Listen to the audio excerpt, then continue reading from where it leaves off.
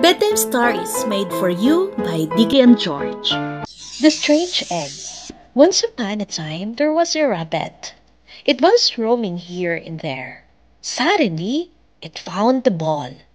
It was a big, round, and colorful ball. The rabbit picked it up and looked at it carefully. It was a very hard tune.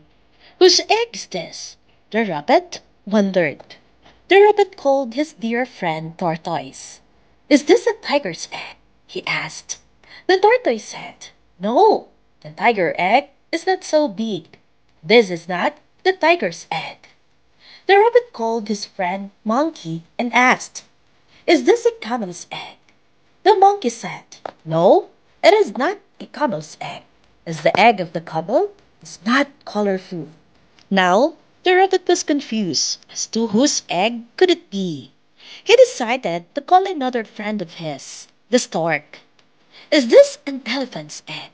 The rabbit asked him. The stork placed the ball near him and poked it with its beak. The ball burst with a sound and the air started coming out of it. The stork finally concluded that it was a wind's egg. Yes, it is a wind's egg, agreed the rabbit, the tortoise, and the monkey. They all laughed out with joy and jumped happily.